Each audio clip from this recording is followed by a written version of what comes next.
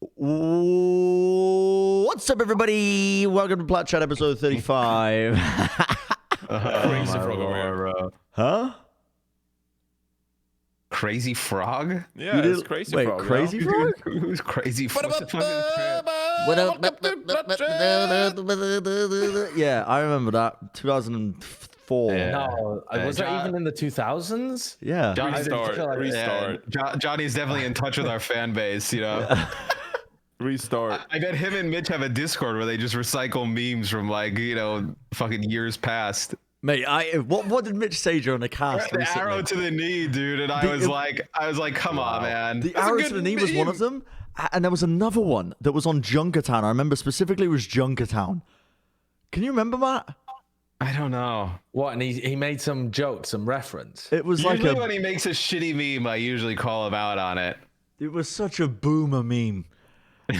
They fly over my head. I don't even understand what they are, so I just give up at times. Surely you know what arrow to the knee is. Yes, I know that one. Yeah. I But know. I was just watching. I was literally just catching up on the final, on the Shock Mayhem final, and Mitch kept saying things where I was like, I don't know. What He uses you're these talking big about. words, and I'm just like, that's fantastic. No, I mean the big words go over your head. It's the meme jokes that go over my head. 'cause I don't understand what they are. Do you think the big words go over the chat's head? I mean, all they can do is just fucking spam the same chips of shit over and over again. You think they understand half of the words that are going on? Do you Shock. remember though? Yep, shock. Yep, all they can spam is yep, shock, and put in chips. Do you remember during the cast, Josh, when I was about to go into? I actually think it was the finals, and I was about to start talking about Shaq versus Gorillas. It was the final map of the finals. It was Junkertown. And then I caught myself. Really tight defense. And Bren was like, I must make reference to Shaq versus Gorilla. I caught myself. We didn't go into it. I did go Did into you it. see that? Did you see that someone on the Reddit thought that you had invented that conversation and it had leaked to r/NBA? Wait, really? Yeah, it was on NBA, yeah. Genuinely, there is a post on the competitive Overwatch subreddit that's something like, Bren's meme made it to r/NBA.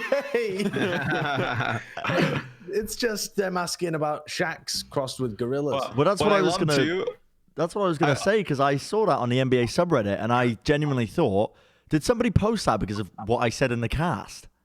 I think it's just a meme that crops up every now and then. It's a meme in the Overwatch community, right?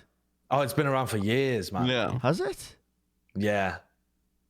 I love too I loved as well. I went back and I saw like a Reddit thread and they were like, yeah, Bren and Josh were great, but Bren kind of like goes off on these tangents sometimes. I'm like, oh, are you new to Bren? I was like, that's all Bren does. I was like, yeah. I was like, that's what Bren does. Like half the time we're talking about power rankings, you know, he's eating noodles or talking about anime bullshit. Like, yeah, that's kind of his thing. No, I wasn't happy about that finals cast though, because there was a couple of times where I almost slipped into the fuckery. Psycho Bren. Yeah, the fuckery, you know.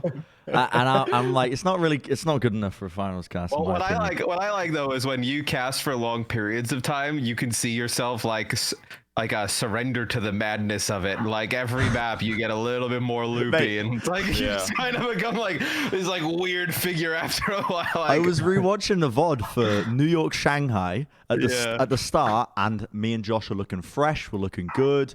I look chipper, and I watched the end of Seoul Shanghai, and I look like I have been on a drug binge for a week. Like my hair is just disheveled. It's a mess. Anyway, we did have to endure many C9s and some absolutely ridiculous So did we. So. I know. Well, it ended at like 7 a.m., right? we Yeah, ended at 7:30 7:30 a.m. Yeah.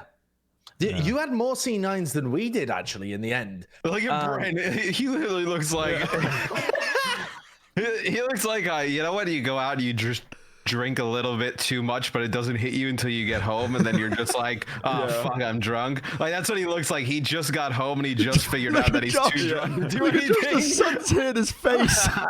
Yeah, that is the sunrise on my face. I left my window open, and that on the right hand side of my face there, that is dawn. that is the dawn. I bet you the chat was like, "Oh wow, the casters look tired." Do you think they're tired? I also I pull up because we don't have the desk for the half times. I pull up plays, right? And for some reason, I don't know why, we used to make it full screen. I don't know if it's a technical limitation. Right? No, it's just in my box, which I don't really understand why that happened. But all right, I'll give production a pass. They got a bunch of different stuff to work on. But that means that Bren's face is up the entire time during those segments as well. And he's I never realized that this was a thing before because I don't rewatch the VOD like during the halftime. and it's just Bren sat there like, yes, very good. And then he just kind of toddles around on his chair a little bit. He goes for a spin. He looks at the camera and wiggles his eyebrows. All while I'm trying to make a serious point about the positioning of these things. Oh my lord! No, I mean, what else am I supposed to do? Dude, I don't know. Somebody was like, I saw a thing on Reddit. They were like, oh, you know, Matt seems super. You know, he's not as hyped for the Asian games. I just don't think he likes casting them. I'm like, oh, no, it's like 5 a.m. I can't scream. My neighbor's right here. I was like, I'm not annoyed. I actually like those games a lot. I was like, but maybe just take it to the fact that, you know, we all don't live in big houses like Bren, right? And who can just scream. And I mean, even if Bren lived in an apartment with somebody like Kurt, he wouldn't give a fuck about Kurt's feelings. He would just scream anyway. Yeah, Bren's like Bren, yeah, that's how Bren is. Yeah, very selfish. Well, Bren will fuck the kitchen up and then ask you why it's not clean. I was making pancakes for my birthday because it's like a little tradition in my family that we do that. Oh, that's cute. It's very cute. It's very cute. And I make a mean crepe, Matt. But Do you get balloons too? And I actually ordered balloons from Ralph's, but they didn't have any balloons, so I ordered a water balloon, and I was going to put it on the end of a string. Do you still sit in like a baby chair and eat the pancakes as well? Shut the fuck up. Anyway, I was making them, and I was reminded of just the absolute mess our Altana kitchen was in after we made pancakes. Beth has a picture on our phone, a video on her phone of us just throwing pancakes around the apartment after we came home drunk one night. Just absolute scenes. I've never felt more like you can't really feel bad for a structure like a building or like a room. But I just remember when I helped Johnny get stuff for that apartment and then showed up and just the cardboard boxes and just like the chaos. Oh my god! I had never felt. I've never had this emotion. I felt bad for the physical space of the room. Like I felt like it was just being disrespected. Like obviously the room has no emotion, no feeling, but I just felt horrible. It was smelled like crap. It was just This went on for months. As we moved in like January or something, and because we just moved to America, we had to order so much shit from Amazon, and so we just have all of these cardboard boxes. And month after month, we just stack up, and I'd be like, we have to throw this shit away. Like it's taking up the entire room. It's for the content. It's for the content. Brennan Sideshow insisted until like April or May, just like, no, we need to build a cardboard castle in our living room, and it's gonna be sick content. It's gonna be a castle of cardboard. And then they wanted an RV trip in like June, and I said, fuck these guys. When they're not here, I'm just gonna take it all out, and I just threw away all the cardboard. Well, I remember. I mean, we can talk about Overwatch after this. This is pretty funny, but like it was like 2 months. It was like 2 months in. I'm taking Johnny to go get stuff, and he picks up a garbage like a bin. And I was like, well, what do you need a garbage bin for? Like, you guys have been living there for 3 months. He's like, oh, we don't have one. I was like, so what happens in your garbage? He's like, oh, it's just kind of like around. I'm like, what the fuck? Just put it in grocery bags, you know? And then, we just had a big bag, I think. Oh, Lord. Oh, my God. This weekend was fun, though, right? The main like, I just about it. I actually did think that this weekend inspired a lot. Oh, not inspired, but it got everyone positive loving vibes, Overwatch dude. again. Positive vibes. I mean, how could you not, though, right? Off of the back of like this weekend. Tournaments are just fantastic for storylines over the course of a weekend. You get to follow like a team. It's good for the fans of the game. You get to see upsets, rivalries are born. I think I'm developing a speech impediment because I said rivalries. Yeah. But there's so much. There's that drinking problem coming back, Bren. I mean, yeah. Well, wow, sure. I'm also gonna try and eat this little snack. Do you know what this is called, Josh? I don't know what it's called, but I know what it is, and it's absolutely delicious. It's a savory snack. Like a Japanese savory snack. It's just exciting to see, like, to know that somebody is going to like win like a whole event, right? Yeah. Like, we've all been involved in these sports for a really long time, and like, games and groups don't really like feel the same way than like an actual bracket play and like regular seasons. Like, I've done a bunch now, obviously the OWL ones and then the Call of Duty ones. Like, there's just something different about it, right? Like, you know, the regular season games, knowing there's a tournament coming in like, 2, 3, 4 weeks is okay.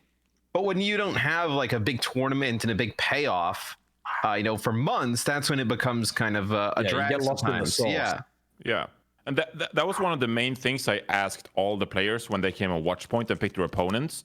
I was like, did the mindset change anything going into the tournament? And they're all like, yeah, we took practice way more seriously. Because this is it. This is where you can really make a reputation, and like you will be crowned a champion and you'll actually earn a placing. You don't really get that week to week. So everyone just took it way more seriously. They were invested. I really do think bringing on the players to Watchpoint and having them pick their opponents. Yeah, that was awesome. Even though, some people not the spiciest in the world, but it added some level of personality, and we got some great moments out of that. So of course, added to the atmosphere. It was just great. I also think just being able to pick your opponent is a really cool facet for a tournament like this. Even if we didn't hear from the players, or even if they were all really bland, it's just understanding where the teams rate each other is really interesting too. For the North American bracket, some of the picks did not go how I was expecting them to go. Like the Mayhem just coming out there and picking Atlanta immediately. That I think was a really interesting one. And even the first round as well. How forwardly like disrespectful it is, the whole concept of picking your opponent. Like we're gonna pick these guys because we think they suck, or we think they're the worst out of these other group. Like that immediately, like if you're the team that gets picked, like you immediately have some kind of issue with the team that picked you, right? Like there's some kind of extra emphasis there on that. So that's, and especially, I really love that. Especially if you get upset then when you had picked your opponent. That's amazing, because it's like you had the opportunity to choose out of a bunch of people who you wanted to play, and you still lost. Like that's it's like when I got into beef with the Paris Eternal social media person. Yes. Yeah, I mean it actually is. Like that's exactly what it is. Paris didn't they first pick Boston Uprising? I think so. They first picked the Boston Uprising, and then I posted a tweet. I don't know if you can pull this up, Kurt. It's maybe go through the Paris Eternals replies, but try and find their reply to me. I don't know why I'm bringing this up again, but let's renew the beef. Let's relight it. It's fine. Some things just stick to your mind, and I gotta get this off my chest because who the fuck is this brand who thinks they can talk to me like this, huh? Okay. There are a few ways to handle this, Bren. Is that the path you want to go down? Bren's just on his ivory tower. Silence.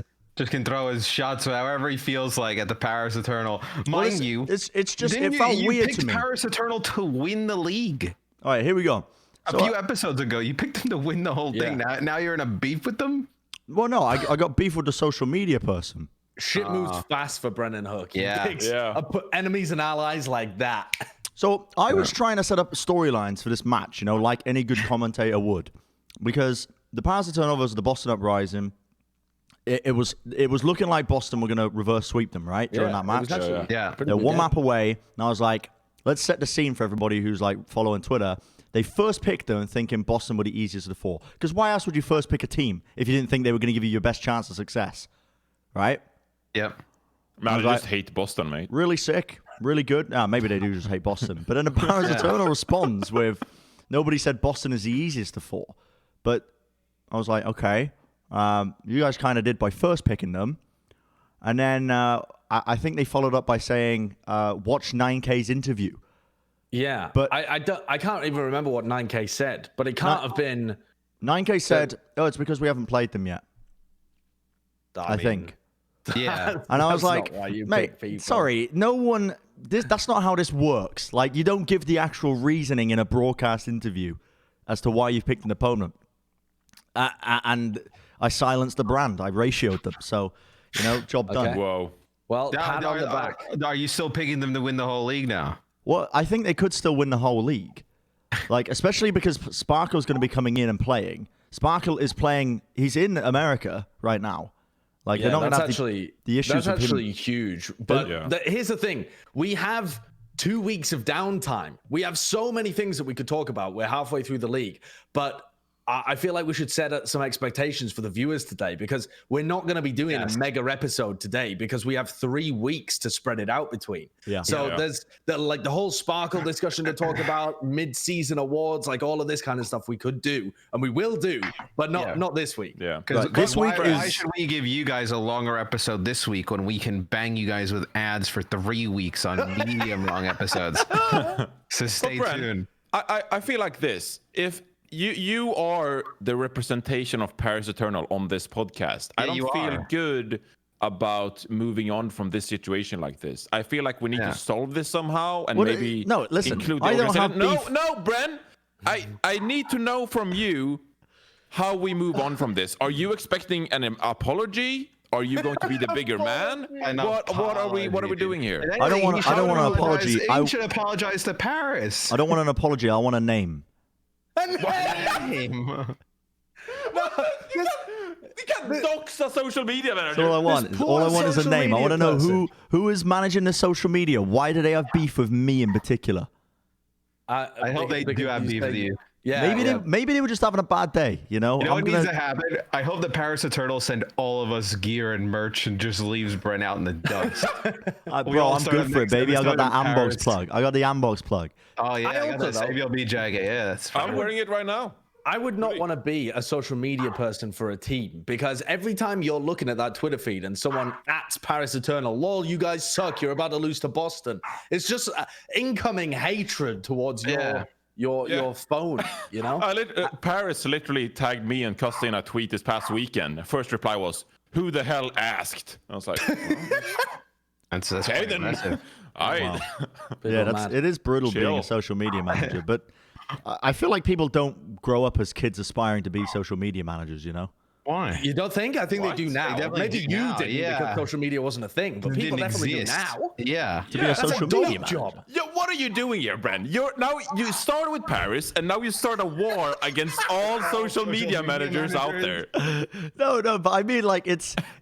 I think when people look at it from the outside. Every time Owl social tweets you, I'm gonna take Bro, this. Let me talk, fam. Let me talk. Let me state my case.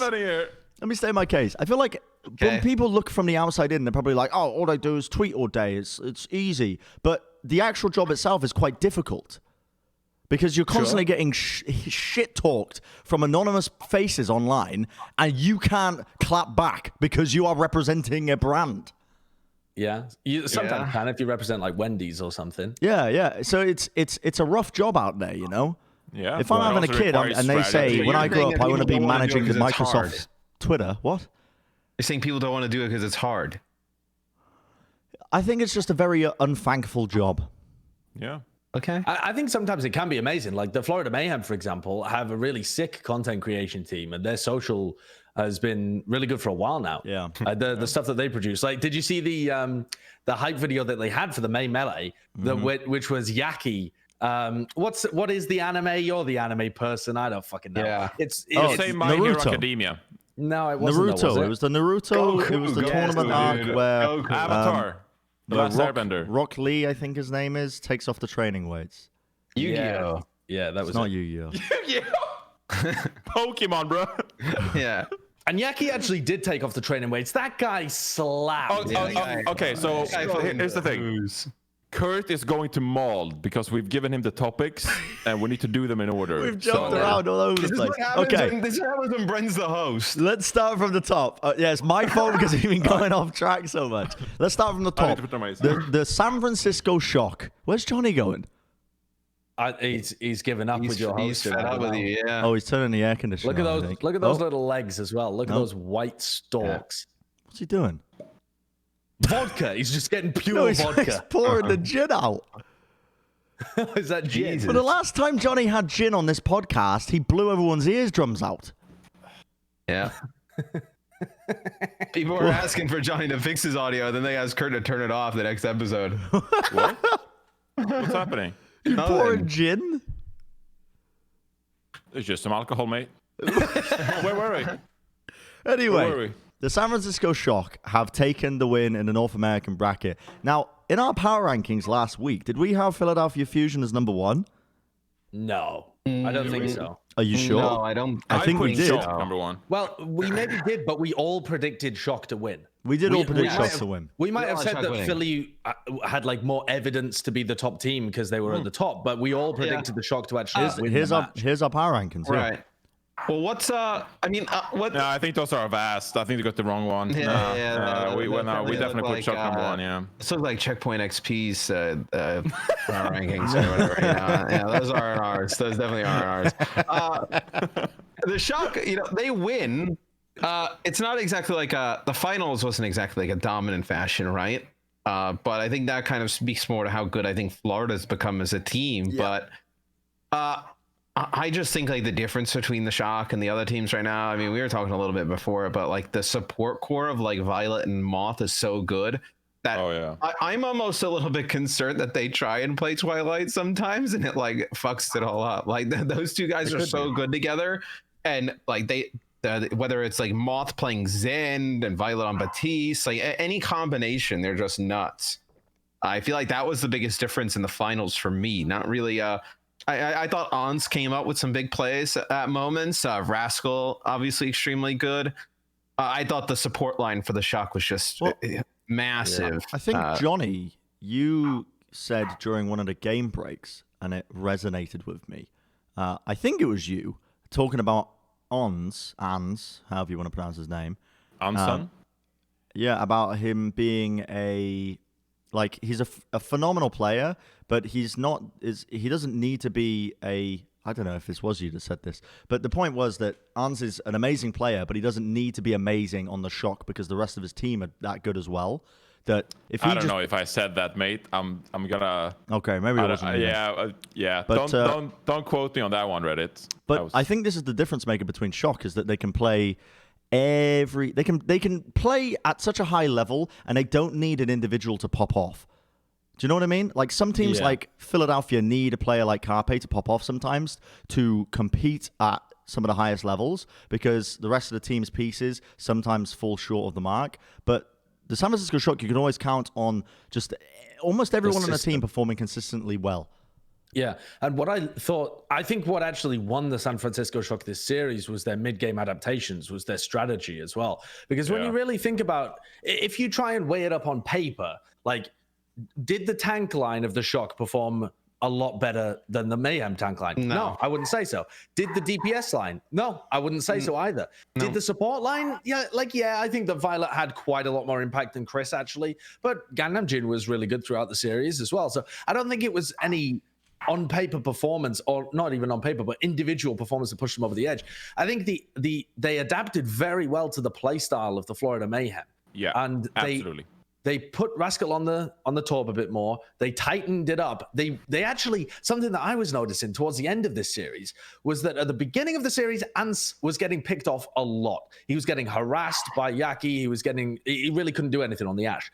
And then later on in the series, they were playing him almost like a McCree. They were playing like Death Ball with Ashe, and he was hip firing a lot just to stick with his team and avoid getting caught out by the Tracer, so that he continued to provide that support for the rest of them. And I assume that that's Krusty helping to make these mid-game adaptations, and he just continues to help this team become amazing, even in a system where you can't be 100% polished. I also think in a series like this, the map picks were extremely important in terms of I wanted to picking the correct maps and whatnot. Like we were talking a little bit about it during the cast, but you could clearly tell when the Shock were picking maps, like it was maps that geared towards more of a verticality, like not as tracer heavy, where they were able to play. Like look at Volskaya to pick, right? Like that is strictly you can play Torb on defense very effectively on that map, Widowmaker as well. Like point B, Tracer's not incredible because there aren't that many flanking routes for her to go to, a lot of like verticality. Like the maps that the Shock got to pick all kind of trended towards eliminating the effects of Tracer play. Yeah, I think that was massive. And that's, I think, why the final map ended up being so pivotal, because you can either pick really between Kings Row or Hollywood there for your hybrid map, right? And both of those are not Tracer maps. And so the Florida Mayhem, even though it was their map pick, they were at a disadvantage really no matter which way they went. Yeah, I mean, without tooting my own horn too much, I'm really happy how we talent sort of emphasize the importance of Torbjorn and how the map picks affected the gameplay. Like, I feel like we were able to tell the viewer what was important throughout the grand final, and I think we set it up really well, because it mattered so much about the maps and how it played with the compositions. We knew that San Francisco Shock countered the Tracer with the Torbjorn, and you could see it so well, like it play out perfectly. With Blizzard World, like how San Francisco was struggling to get to point A because Yaki hit these nice angles and San Francisco were playing so passive. And then they picked Volskaya Industries and the Torbjorn location, Ans Widowmaker. Like, it was a magical series because it played out in such a magical way. And we can, we're not, okay, so we talked about how we're going to have future episodes talking about other stuff. So I don't want to talk about hero pools and formats too long. Also not the place to do it here. But I think that loser's pick and all of this, it just made for a fantastic finals. Yeah. Where you could see the play styles and the strategy really flourish in such an amazing way, because Torbjorn pick was super important. And then as you progress throughout the series, it gets closer and closer, and you have less maps to pick, and you go to Hollywood, and it's hard to force the Tracer really. Yeah. And so you have this situation where the maps become more and more even throughout the series, because the map advantages become less and less, and it just made for a great Hollywood to really top things out. Where the Mayhem lose this series is Lijiang Tower. Like, although they end up, falling at the end in Hollywood, where they really lose it is Lijiang. Yeah. Like, it was such a sick Lijiang as well. And it was really close, and they were playing the May Reaper extremely effectively. If they win Lijiang, they have a good chance to win the entire thing here. Specifically Night Market as well. When you go back and look at Lijiang, you look at Night Market and you say that the Ash Echo was not an effective strategy to run against the May Symmetra, I think, which is what the Shock were running. And they also kind of get boned by the randomness of the first map, like Nepal. You think about Nepal as like a map in general, and then the 2 points that they got Village, and then they got the Indoor one, where Tracers is just not really effective in either of them. Like Village, you play a lot of May with the Sim on the points. You can play a lot of Death Ball. Tracer's not fantastic there. And then with the Torbjorn pick, with the Pit of Death, I mean, that one you can go back and watch it, but Florida had no offense on there whatsoever because they could never access the back line because they couldn't play the Tracer. Yeah. So they kind of get like you would have obviously never known, but if a map like Oasis or something like that is first, or Oasis is pretty good for Tracer and numerous maps, like Nepal, they really kind of get owned, especially with the draw of those 2 points back to back. I've got a question for all of you. Yeah. With Mayhem making the finals here and how they've been steadily improving over the course of the season, does this put Cooky in the same sort of area when we think of coaches who are very impactful, like Packing 10, Krusty, 9K? Does it put him in the same sort of range as going to say something. This might be a hot take here, but I think it's hard in the Overwatch scene to really get a lot of insight as to how much the coaches actually do. And I think it's not someone's fault, but I think that's a bad part about the scene. I think we should have way more content emphasizing on what the coaches provide and how they coach and the different coaching styles, because we lack insight as to how much impact they actually do. And so it's hard for us to assess their reputation. I want to go out there and say that Krusty has some of the best insight in the game, or maybe he has an incredible way of boosting morale. But the truth is, we don't have a ton of insight. So I personally feel like I don't have too much insight about how Cooky coaches his team. Yeah. So you're just gonna have to speak for their results, and I think that's a bit of a flaw in how the Overwatch scene works. I think you can say this though about Cooky, is that he is in a position that really no other head coach in the league is that he was just playing in the league. If there's one coach who can offer a lot of insight on what he's seen from other players, also what he's seen playing even against some of his own players, right?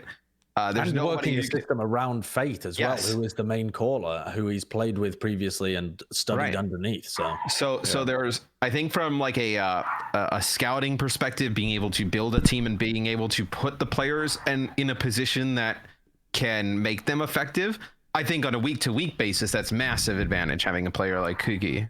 And I would say that as much as you're right, Jonathan, and we don't 100% know what goes on inside any of these teams, and I've never heard really much about how Cooky coaches, it does seem like there's been a large improvement in the Florida Mayhem. Oh yeah, even for sure. just this season, and the way that they play is not a scrappy style. Even though Yaki does go crazy with the Tracer and there's a lot of individuality to their playstyle, it's not very loose, it's not very sloppy, it's quite tight, it's quite coordinated. Very fundamental. Yeah, all around the halts, all around positioning, about pushing in at the right times and opening up that space for Yaki and BQB. So they do seem like a very well-oiled machine, and I've got to credit the coaches there, because it seems unlikely that comes all from the players, right? It seems like the coaching staff is going to do quite a bit of that. So yeah, I think Bren, that Cooky should be considered up there, and I would love to get more information about it and maybe hear from Albert Ye as well, who's the general manager, and maybe he can give us some insight for us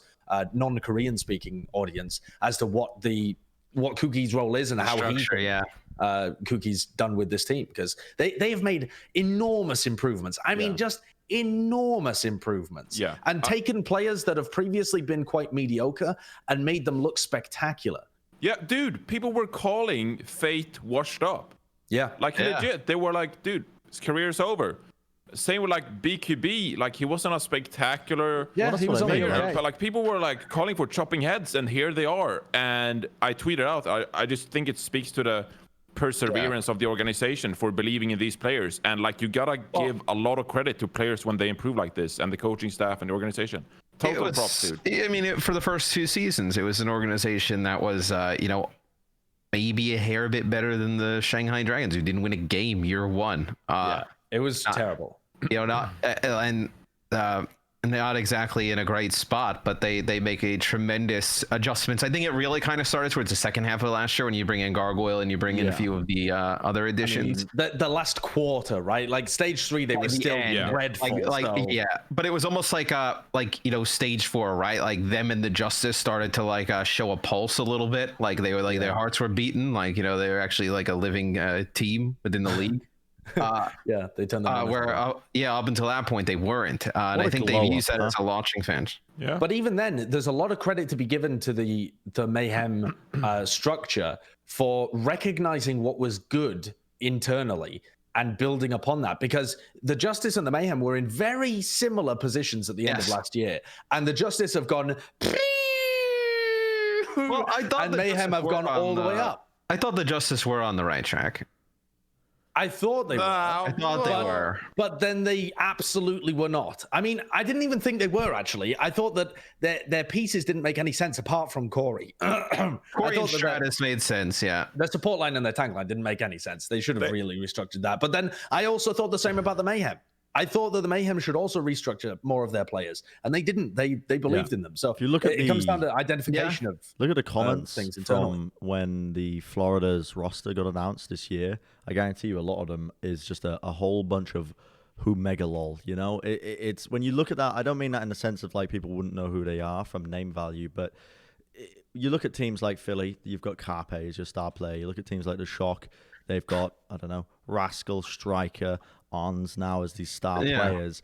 Florida, everyone looked at this team, not really a star player in sight, one would argue. No, I mean, I wouldn't say that, though. We thought that Yaki might be a Rookie of the Year candidate. We just didn't know he would be. We didn't know he would be. We just thought he might be a Rookie of the Year candidate. But I personally have never set up that kind of storyline at the start of the league. I didn't. Maybe that's on me. Yeah. I don't know if anybody else in the talent team did. When we were talking about power rankings early season, we said that the Mayhem would have an outside shot of making top 10 and sneaking into the playoffs. Yeah, okay. But nobody expected them to be this good, No one thought it would be this good. I mean, I will personally admit that, sometimes I have said things about players and ended up being wrong.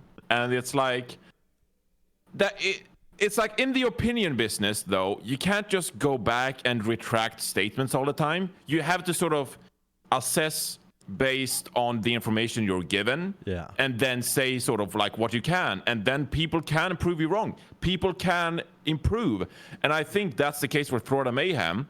But also, to give an example of what I mean, is a player like Sado, because Sideshow, you can talk about all you want, how you were invested in this guy for like over a year, but the fact of the matter is that his Reinhardt in GOATs, I just don't think he was up to par.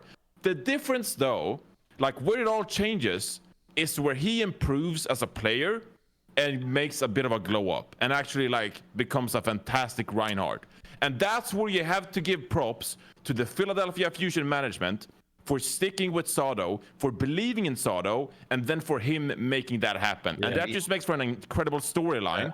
But at the time, things were not looking good for Sado, and so it just makes the storyline even more impressive. It's about identifying potential within a player and then realizing that potential. And some players, they have potential and it never gets realized. It just gets totally squandered. It's lost and the team ends up shitting the bed. Some players don't have potential, but people think they do.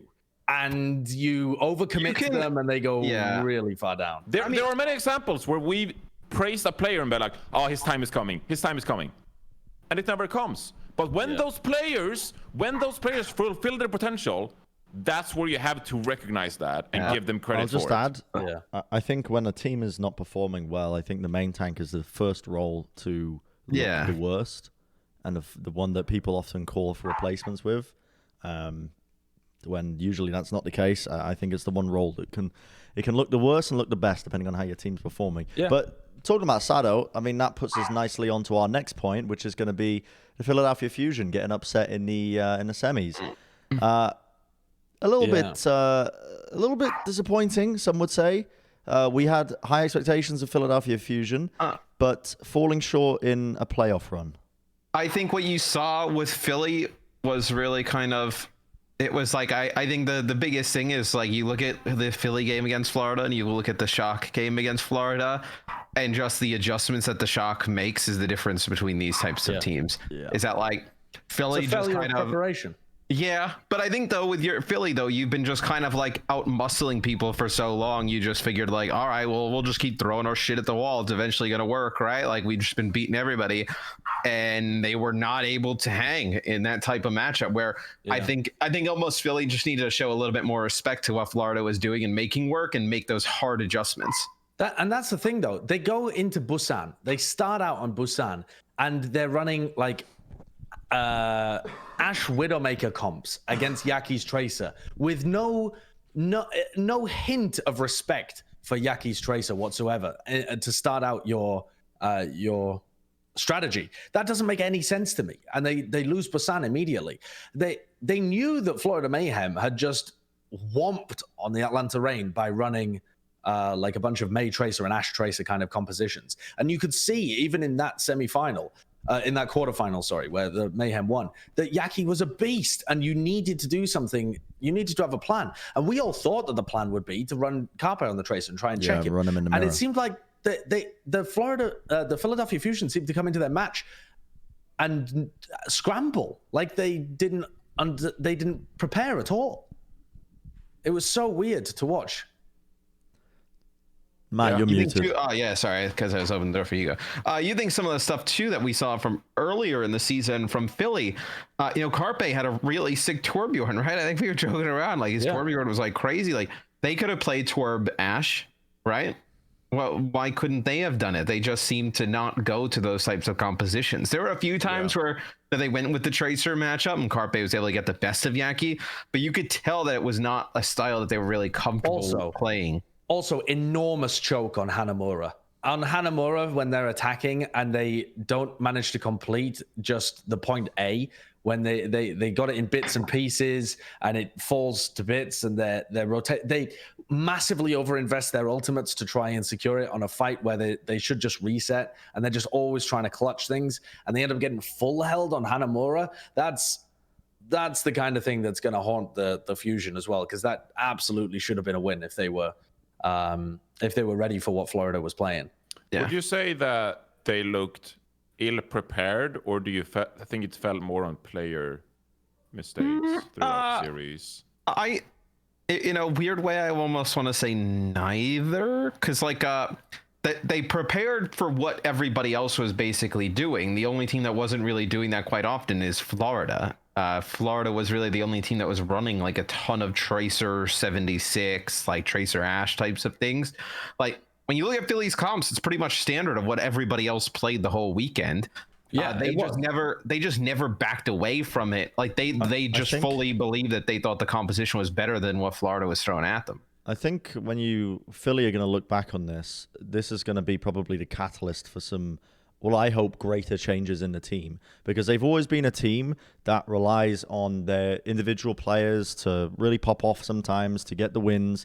And I don't put them in the same class as a team like the Shock, who have just the pure fundamentals down to a T, where they can go into a scenario and you can put the Shock, you can put the core Shock roster into a scenario against a team with this many ultimates in this setup, and they'll understand, roughly speaking, how to solve this problem in front of them. Whereas it feels like Philadelphia are a team, I don't know if you guys agree with me, but it feels like they're a team that like to brute force their way through a lot of these engagements. For sure. Well, there's also probably a part of it where Philly watched Florida play Atlanta the day before, and Florida wins the series 3-1. But that series is very close. Busan is 2-1. Hollywood is 3-2. Anubis is 4-3. The only real blowouts like Junkertown at the end, where Philly probably saw that and was like, oh, well, they're barely getting by Atlanta with this type of stuff. We can probably just roll with it and just play what we play. Yeah. Yeah, possibly. But I would say that the maps in the Florida Atlanta series were much better for to counter Florida. And I think map pick also comes into it, which is why I'm kind of on the side of it being, okay, they were generally well prepared for the tournament, but they were badly counter-strategizing against their specific opponent, which was the Florida Mayhem. Because I think that picking Watchpoint and Gibraltar, they just tried to mirror the Soldier Tracer then, and that to me doesn't make sense either. When you have the choice to go for the other maps in the pool that are less able for Yaki to have carry performances. Yeah, I think so. I mean, Florida are pretty good at Junkertown as well, though. That's the other thing. But that's the thing. But I mean, Junkertown, at least you give yourself an opportunity to get Carpe on Widow and let him win you a game against like BQB. Just like turn up, right? Yeah. Yeah. I just they didn't look prepared. For me, when you open with Ash Widowmaker against a team that has a carry Tracer and has been playing Tracer the entire time, that implies that you have done no specific preparation against your opponent. It just doesn't make sense. And then also Shrine. It was I can't even remember the names of the Busan match. Because base, they rolled out with Lucio Moira, and I was like, Lucio Moira, that might go pretty poorly. And I just remember on Shrine of Busan, like Carpe and Ivy just flexed like damage heroes throughout the entire round. And like Ivy Tracer, Carpe Tracer, I was like, Carpe was running Widowmaker on Mecha base to open. Like, you gotta treat your opponents with more respect than that. Who the fuck runs Widowmaker on Mecha base? It doesn't make sense. Happy in the Guangzhou charge, dude. They've done it. Yeah, you pull the Carpe Widowmaker out if the dude wants to clutch. You don't open up a semi-final with that as if it's your best strategy. It doesn't make sense. You gotta tighten. You gotta pull these players' reins in a little bit. You can't just have them. I don't mind a Widowmaker that much. Really? Against when you know that you're playing against Yaki on Tracer. I think you're probably downplaying a little bit of the coaching staff, or maybe the preparation that Philly put into us. I think maybe they had a game plan to try and keep Yaki in check that didn't revolve around matching them with DPS, but it probably just fell to pieces. Well, it definitely fell to pieces. It was completely non-existent as far as I could tell. I don't know what the plan was. They started with Lucio Moira, so maybe they were just hoping that Yaki would go for the back line. But if the Widowmaker's there, they're just going to go for the Widow. I don't know. It didn't make sense to me. Also, I thought that Fury played better than Poco. This is one of the few series where I've thought there was a large difference, actually, between which off-tank was fielded for the Philadelphia Fusion. I wonder if the Fury was much better at being able to help shut down the Tracer. I wonder if we see second half of the year, we see them kind of solidify that between Fury and Poco, because they seem to just kind of be bouncing back and forth. And then even between like Kisu, Ivy, EQO, like some type of consistency amongst the damage dealers. Yeah. I mean, I had this theory, and I'm not gonna claim that it's like the truth or like preaching. But I just felt like Philadelphia Fusion were great at adapting throughout this season.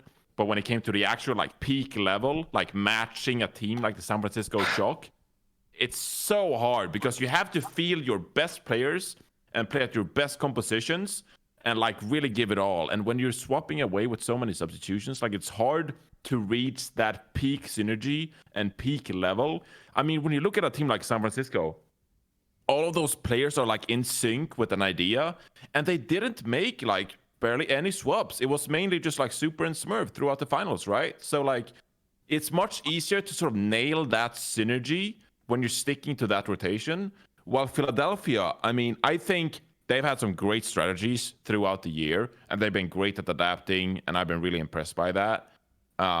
But I feel like there's another level for Fusion. And when they hit that next level with their player roster, holy shit, we're taking it to the next level. But like, I'd love to see them play more. I'd love to see them play more Ivy and more Fury. I thought Ivy at the beginning of the year when we were seeing him pretty consistently was really performing well. We know what he can do on like things like May, things like Soldier 76, etc. And then, I mean, Fury, he was like the best diva in the world, like pretty much for a while. Like we kind of consider that from season 1 even into most of season 2. I don't understand how he ends up on the bench for a considerable period of time. But I'd also like to give a shout out to Yaki's Echo, because as much as people talk about his Tracer, the few times where he saw his Echo, he was also putting up beast level performances there against Atlanta on Junkertown. Yeah, and also when he played against the San Francisco Shock on Junkertown as well. As soon as he got forced off the Tracer, it wasn't like watching Prophet, because the similarities between Soul Dynasty and the Florida Mayhem, I think, are very valid to make, because they both opted into playing a lot of Tracer, like Tracer Ash and Tracer, a little bit of Tracer May, although Prophet was normally the May player, so that didn't happen as much over in Asia. But anyway, but Prophet just doesn't have that. He doesn't have the incredible Echo performance, whereas Yaki was amazing no matter what he played. Valiant. Is that how we move on now? You just lean back and just shout a team. Valiant, I think, is a perfect example of what Johnny was talking about earlier, and I think what you were trying to talk about, Bren, where like their roster gets announced and nobody really kind of has the hype about it. Everyone's about looking at their it. roster when it was first announced. Josh made a bet with Custer. I think this year it's going to been proven that like you don't need like these big name players, that there are so many talented players that we don't even know about yet. I mean, even us, right? There are probably so many players out there that we have no fucking clue about. If you have the support structure in place to enable them, is the caveat. I thought KSP was fucking sick this weekend. KSP's always been sick. KSP has always been sick. He's always been an amazing UK boys.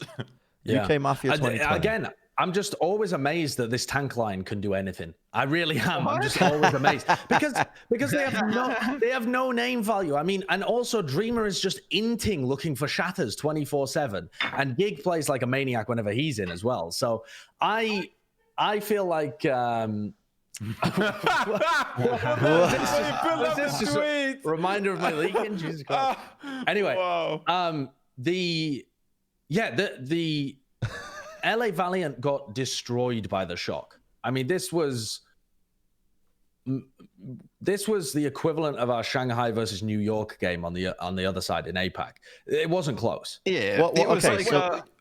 A lot. Okay, everyone has something to say. I won't go first. Go. Okay, go first. I want to go here because I want to pose a bit of I want to say my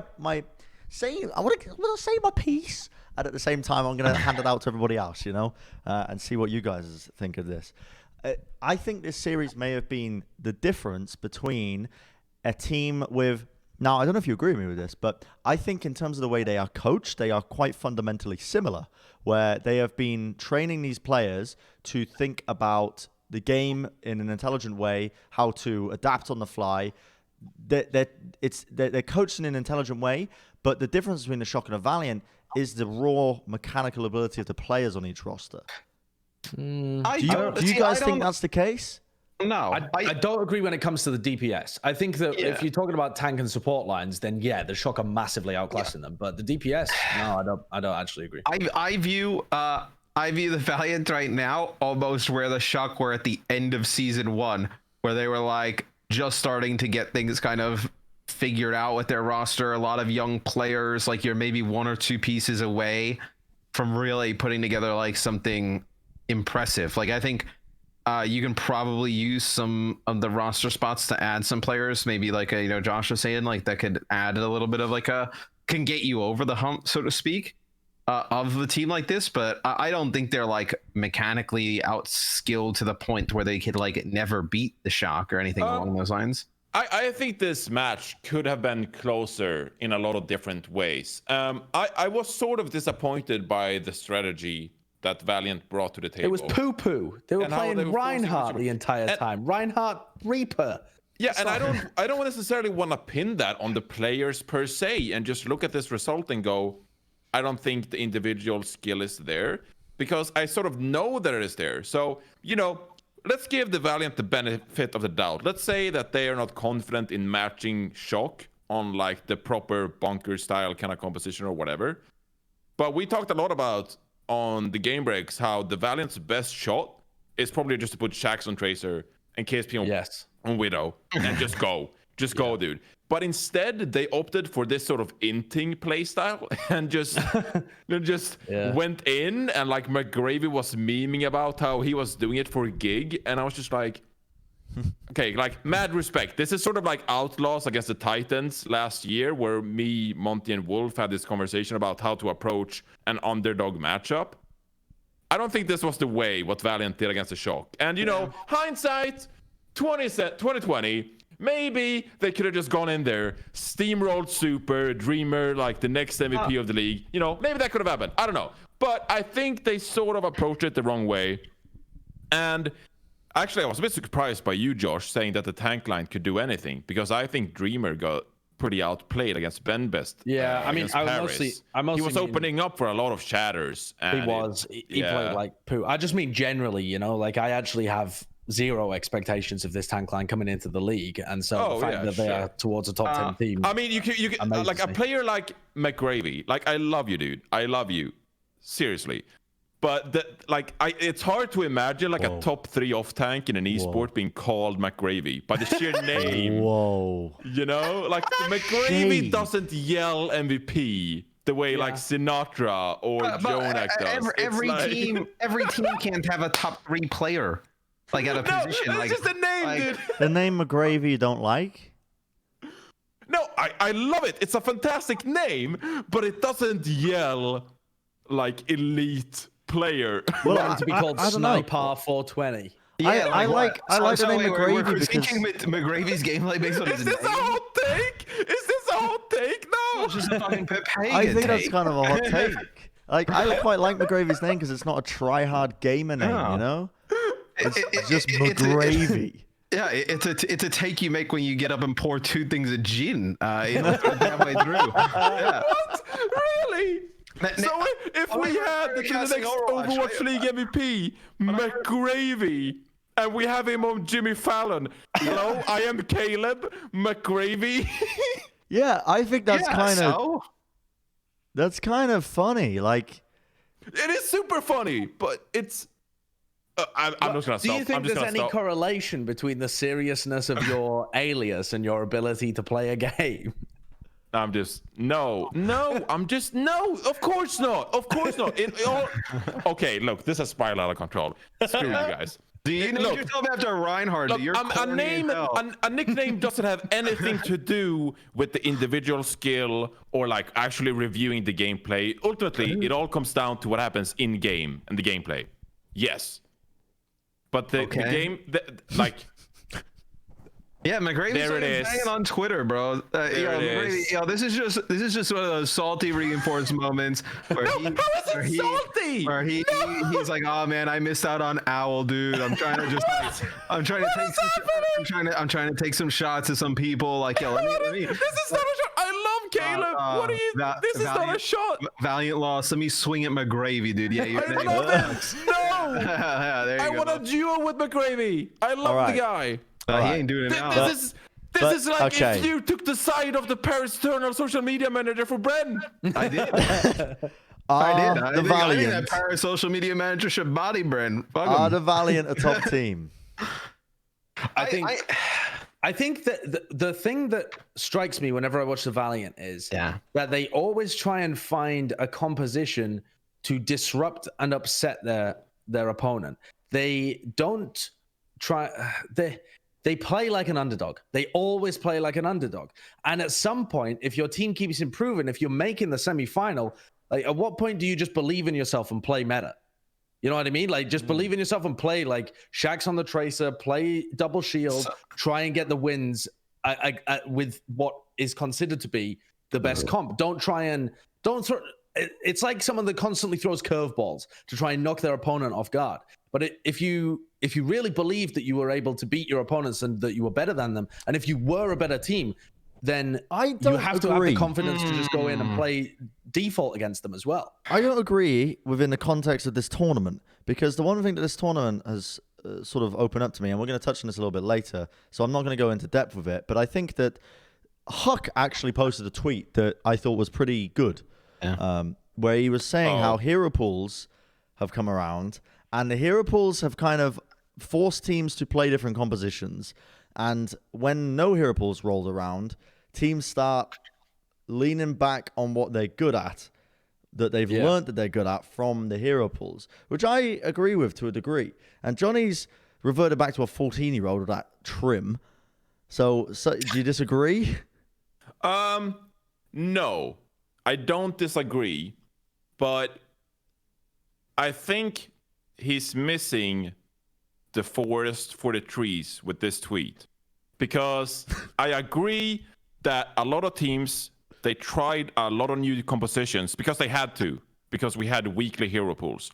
I think Huck's tweets here might be praising the way weekly hero pools work more than how, say, monthly hero pools would work, because it wouldn't play out the same if you increase the duration. And so I think that when you look at the Melee tournament and the diversifications and the variety, I don't think...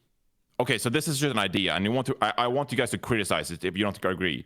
But I think that no hero pools, it's actually not the same as just another hero pool. Because no hero pools, especially in a loser's pick format, allows you to play the designated compositions for a map to the fullest potential. So let's say you are a dive team and you excel at playing dive compositions on dive maps. Hero pools prevent you sometimes from playing the most optimal dive compositions on those maps. And that in turn benefits to you playing like bunker compositions or brawl compositions or whatever. Right. So I'm just saying that I think that losers picks combined with no hero limit this past weekend actually helped the map strategy in a way that I don't think regular hero pools could. Because you were able to play those dive maps to their fullest potential to counter brawl or bunker. And you were able to play brawl compositions to their fullest potential on brawl maps. And so you sort of naturally have this diversity and variety because you could play the map to their fullest potential. And I don't think in any hero pool that you necessarily can do that. And so I don't necessarily agree that no hero pool is not the same to just another hero pool. So you're saying that because there is no hero pools with this loser's pick scenario where you can pick the map types, teams are less reliant on a default composition that would, broadly speaking, work on any map, because it's less important to master a default comp because you get that choice of maps, which allows you to specialize. And I don't think people are talking about that enough, because I'm seeing a lot of conversation on Reddit right now, and they're just saying like, oh yeah, like weekly hero pools is actually kind of good. But I think actually some of the variety anyway came from the fact that there was no hero pool, and you could play the loser's pick advantage much harder than you could in any hero pools. But I think what Huck's trying to say is that without those weekly hero pools, people would not have experimented and kind of learned these stylistic things over the course of the weeks that they could have used in this final week. Like if you can't just say like, okay, if there was no weekly pool and then we did a tournament after 4 weeks, people would just kind of figured out what to play in certain situations. Yes and no. So what happened in the previous seasons? So some people were saying the things like they wouldn't have discovered the power of Ashe if it were not for hero pools. And I think I disagree with that, because she got a big buff, which contributed. But also, Ashe is effective in a way that McCree is not, because you have the dynamite that you can lob over shields and actually hit a lot of those tanks and did a lot of damage. McCree can't do that. And so it doesn't fall on hero pools as a system to sort of like bring Ashe into those compositions. Like a player should naturally look at Ashe's kit and say, she has the dynamite. She's better at killing bunker compositions. We've seen heroes get buffed like crazy over the history of Overwatch and never get played. Yeah. You needed hero pools, and you need them to force that type of creativity to try things like that, because I don't think you ever would have saw Ashe in combination with a lot of these things. And then I disagree with that. Now you see Ashe in combination with the Orisa, with the halts and whatnot, with the I don't think that people are playing. I don't think people are even playing good comps in this most recent tournament. I don't even know. I think if you left the hero pool open and this patch exactly the same, but you just gave teams a month to figure it out, it would look so different. The meta diversity would go down massively. I think it's just that people had 1 week to try and figure out. So they know that certain comps work well on certain maps. I think Overwatch as a game tends to boil down to 1 or 2 compositions. And so you have to you have to rig it in order to have good diversity of heroes. Yeah, but I think I get that has been the history of Overwatch, but I still sort of disagree with you, because I still think that you can force off meta comps on the maps in which the meta comp does not play well because of sheer map design, and you're able to conjure up a counter comp on a map that it doesn't play well. So like imagine playing like, I don't know, like double shield or some kind of brawl on like Hollywood. If on point B, high ground compositions play well against those compositions because they don't have the mobility required to reach the high ground, etc. And so I still think there is some natural counters within the game. But you know why we haven't seen this, though? I mean, the reason why it always turns into some type of mirror matchup is because nobody wants to change their composition for things like that because of resetting ultimates and whatnot. Then you're even further behind. So, well, I think people have some PTSD from obviously something that's not going to happen. But even before GOATs, we would see a meta develop and then it would just stay. Yeah. And then everybody, even in times where we knew it was less optimal to play it, you would play it. Because Temple of Anubis, perfect example, right? You can play a lot of different weird shit on Temple of Anubis, but then it usually goes when it's like point B to like the default comp. So what do people do on point A? They just run the default comp because they don't want to put themselves so far behind in the second part of the map.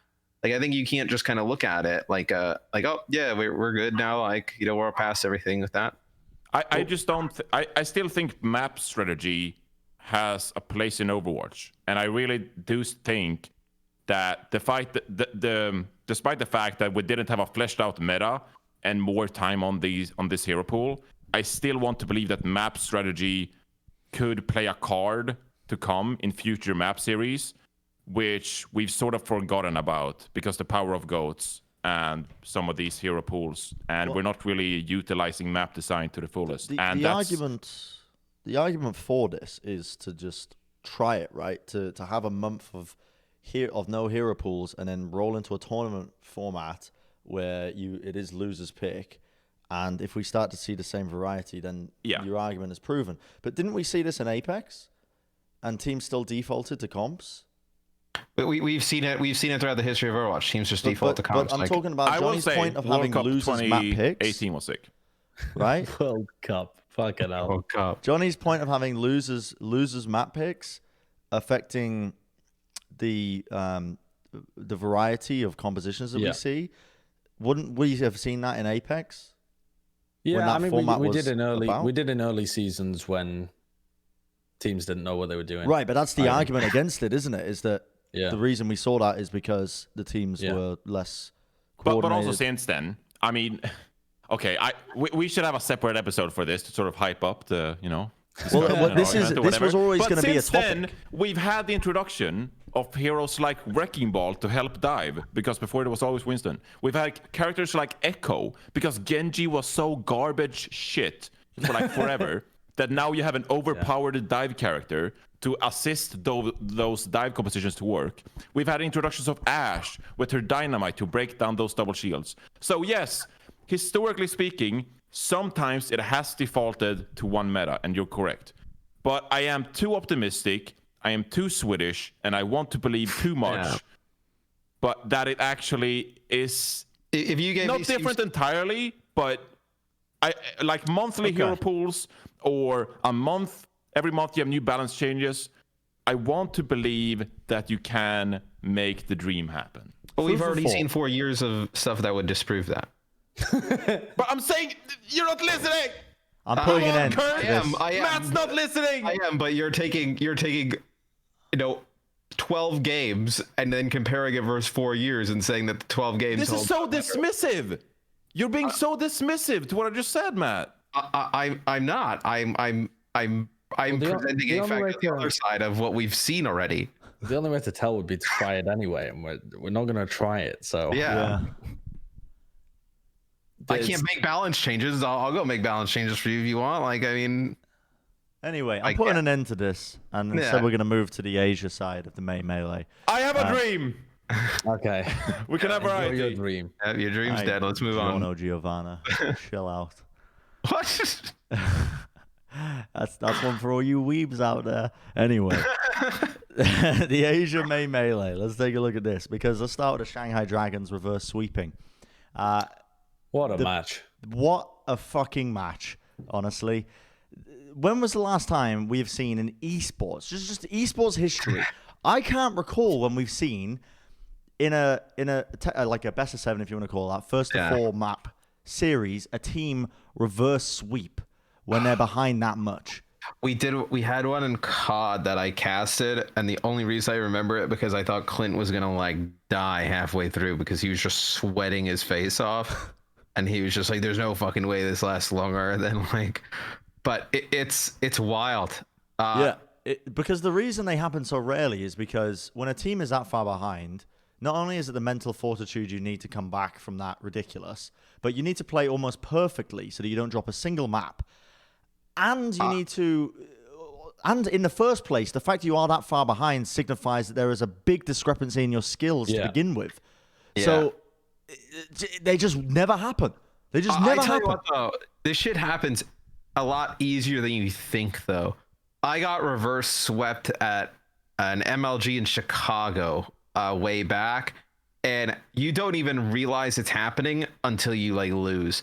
Because you get, it was at that time they would use a rule with a continuation where if you played the same team again, you start off from where that series was and you just kind of progress from there.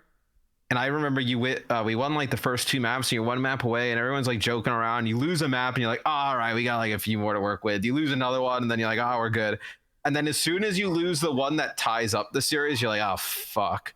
Yeah. And then everybody looks at each other and starts panicking, and there's nothing you can do with that panic. You know what's happening. Yeah. And then as soon as the other team comes out in that final map and they get 2 kills, everyone kind of knows you're losing. And it's just kind of brutal to sit there. But I mean, what a collapse. Well, what a collapse really is. Soul. I mean, this series is really interesting because the Shanghai Dragons lose at the beginning, and they're quite similar to the Shock in that they were getting kind of rolled around by Prophet's Tracer at the beginning, I think. on Blizzard World, on Lijiang, even on Hanamura as well. They were playing a lot of the Mei and a lot of the Tracer, and it was pretty potent. And then they pick Watchpoint Gibraltar, which I think is a good anti-Tracer map. Like, there's no way that Seoul are going to be any good at Watchpoint Gibraltar because they just can't play Echo. But then from there, it's all Seoul Dynasty's picks, and they can't win a single one. And that's another reason why this is so ridiculous, is because from that point on, you're working at a disadvantage as soon as you've got that first map pick, or as soon as you win their map pick. I think what this showcases is that Shanghai's coaching staff are for real. Their players are for real, obviously, as well. We always knew that they were. We were always basically working under the assumption that they were the best team in Asia, but this just affirms it now. So what's interesting about this is I don't really like. I mean, obviously, I think we all knew that Shanghai, or at least we all felt that Shanghai was the best team in Asia. This just makes me even more fucking confused about Seoul Dynasty. Yeah, like on a week-to-week basis, like this team, like they're 3-0'd, and then they come out, they win the first 3 maps against like the best team in the region, and then they just proceed to just lose 4 in a row. Like, what in the actual fuck? Like, I mean, the team just goes hot and cold. Brennan and Josh, you casted this series. Do you actually feel like they played worse those 4 maps? Do you feel like they just hit a wall when they couldn't force their style anymore, or I think it was like did they play well, or did Shanghai Dragons just like play better, or like what happened? Fearless coming in made a huge difference, I think, especially playing the Winston, because they kind of swapped up their style a lot, particularly towards the end when they were playing Junkertown. They just played full-time Winston. They gave up on playing the double shield because Seoul were just... If you play I think something that none of us realized, and even the teams didn't really realize coming into this tournament, was that double shield with Tracer is wildly powerful. Like a double shield with a Tracer to harass the DPS. You just have so much advantage because the Tracer distracts the backline, distracts the DPS players, and allows your team to win the shield war, even though your Tracer isn't contributing. It's really weird. It's not something that theoretically makes that much sense, but it works. She's so powerful in combination with armor packs. It's like actually just mental. 200 HP Tracer running when we were cast, I think it was Shock Mayhem. They loaded up Yaki with 2 armor packs. He got like whip shotted, and he was still at like full HP. He's like, I'm like, all right, like that's fucked up. Like it's just ridiculous what you can do with that. Watching this series, the reason that I was talking a lot during the series and even now about what you need in terms of mental fortitude to make a win like that, I think it's also just completely applicable to Seoul as well. And it's like what you're saying, Matt. It's when you're ahead that much, you take your foot off the gas a little bit. And when I look at these players as well, I look at these players and they have been lauded as as some of the GOAT players, right, of all time. Yeah. And I think that once they're winning, they're so far ahead and they're like, yep, this is it. Seoul are finally going to be considered. I'm finally going to be considered one of the best players in the region. It's in the bag. And you take that foot off the gas just a little bit. For a second, dude. For a second. Yeah. And Shanghai come in, and they've got the coaching, they've got everything necessary to reset their mental coming into this. They put the right players in. And then suddenly they lose a map, and Seoul are like, okay. But I could tell, because those maps were hard fought, apart with the exception of Gibraltar, obviously, because they kind of got out-comped there. But I could tell as it started to get later into the series that we were seeing a worse Seoul Dynasty playing. And I think a big part of that was that their mental getting shattered a little bit. Yeah. To a second, sort of what Matt said, like when you are so close to winning so dominantly, it's sort of like having half a mile left in a marathon, and you're about to cross the finish line, and you're like, oh yeah, I'm about to cross the finish line. I'm about to cross the finish line. A bit, and then you're like, wait, I'm not crossing the finish line. And all these thoughts of like, wait, what's happening? Can I come up? And you put yourself sort of like in a state of shock where it's like you don't know what's going on. And because you put yourself in that state of shock, it's harder to analyze what's going wrong. And then you start choking from there. So, I mean, I can imagine already, like, you're getting fragged on Busan, and you're like, whoa, like, what is happening here? And then it's just, like, down. This is one of the reasons that I think teams shouldn't be too, what's the word? Like, like bluff and bluster about it, you know, like shouldn't believe that they're untouchable. Because if you have the mentality that you are destined to win once you get up that far, then when you lose, I think you can really crack your own mental. Whereas if you believe that it's gonna be a struggle, like I feel like Seoul coming into Gibraltar should have expected that it would be really tough. Like every competitor is going to expect to win or hope to win and think they're going to win, but you've got to expect that it's going to be tough. And if you think it's going to be easy and you're just going to dust it off and finish 4-0, and then you get rolled like that, it's such a shift in your worldview that it is going to tear you up a little bit. So you have to be realistic with your expectations in the maps. Yeah, I actually give a ton of credit to wins in the rogue roster, and a lot of people like to dislike him, you know, shit on him or whatever. He made some controversial stuff, but he came to that team early on in Overwatch and brought so much esports experience to that team. And in those tight series, I mean, when we beat Lunatic High in like APAC and stuff, he was able to convey and change that mindset in the finals and be like, hey, this was their map pick. It's whatever. We go fuck them up next. He was always the guy who was like, not pissing on our opponents, but sort of like saying like that, oh, you know, they won because of their map pick. You know, we're stronger on the next map, etc. Yeah. And it just makes a world of difference. So Wins bringing that experience to that rogue roster made a massive difference in how we were performing in like the semifinals against Envy, in APAC against Lunatic High, and in those very close matches. Like it matters a ton. That's Sinatra for the right Shock mindset as well, right? Like that was his entire thing, was like making sure that everyone's mentality was reset correctly for the oncoming games. Yeah. And you look at how this series actually went down. They get rolled on Gibraltar, right? Because they just can't play the compositions properly, the Seoul Dynasty. Then they go into Busan, and it's basically like a dive mirror. And so the Fearless's Winston is a key theme for this comeback, but especially because it powered them to a win on Junkertown as well. And then I think the selection of Kings Row is just an impossible evil. Like it's either that or Hollywood, and Seoul are shite at both of them. So they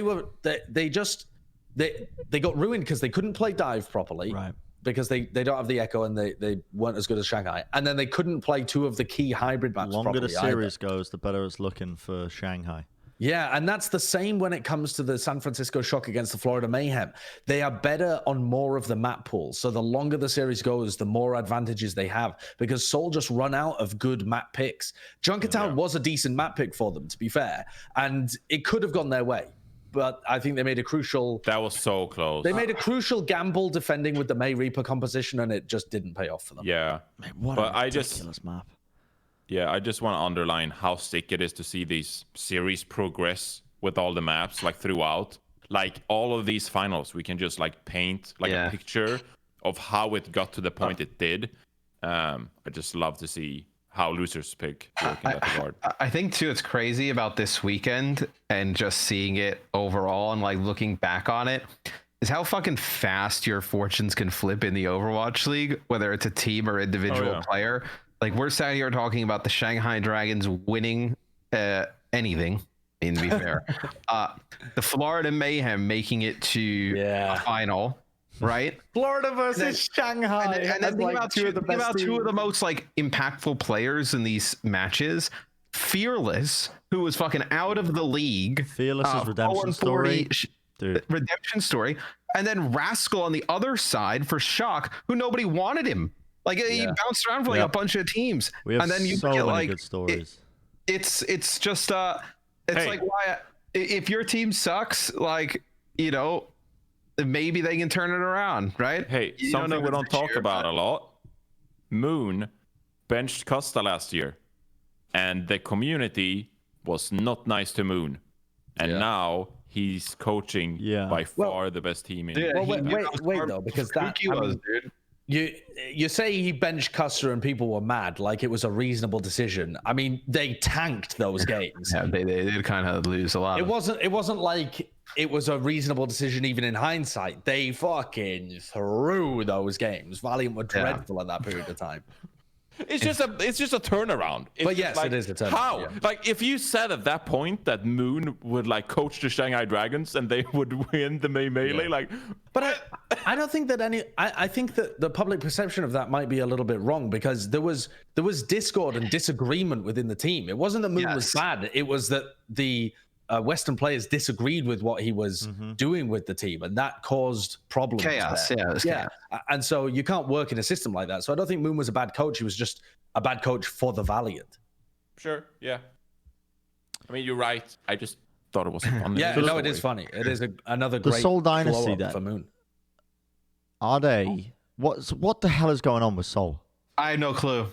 Not a clue. Like, seriously. I want to say they are real, but This they team could come out and lose the next few games. Remember our prediction brackets when we come into this, Matt, and we were giving you shit for picking Seoul. Yeah, you guys gave me crap for picking Soul, and even when I picked Soul, I wanted to change it because I thought Architect. You wanted to change it. Yeah, I wanted to change it. I was like, I don't even feel good about. You thought they would make the finals? I had them in the final. Did you? Damn. Yeah, Matt had them in the final. I think that was because we assumed Nero wasn't playing as well, right? What I said on the last one was like I picked them to get there, but I want if I knew that Architect was going to play for Hangzhou, I would have taken Hangzhou all the way. I thought either of them was going to get by Guangzhou, which I think I probably would have been correct if Nero hadn't played. If Nero hadn't played, Seoul do look to have made a lot of improvements. Like, they still can't play the Echo very well, but they have made inroads with their dive comp, and they have also they played some rush against Charge, and they actually beat them as well. So that's pretty impressive. I think the proper way to frame the conversation is, do you guys think Seoul Dynasty is the second best team in the I think region? you'd have to say that without question. And I think the only I want to see Architect play with Hangzhou.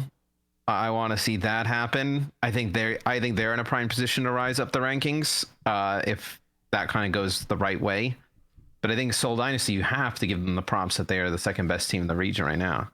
Yeah, when you consider that Seoul had 3 matches right here, and all of them they looked pretty impressive. Yeah. Like, even in the finals when they get reverse swept, it's impressive to make that series 3-4 against the Shanghai Dragons. And they did play very well on the maps that they played well at. And it's not like they sucked on all the ones they lost either. They played really close on like Junkertown, and they were all right on King's Row. I just don't trust this team. Like, I was just thinking in my head, I was like, all right, if we were sitting here recording this episode and Seoul were to have like 4-0'd Shanghai, like, yeah, I'd say they were the best team in APAC, but would I be super confident in that moving all the way forward? I have no clue. Like, from what I've seen this far, I just don't feel confident in them for whatever reason. That's perfectly reasonable looking at their track record. I mean, look at these matches here.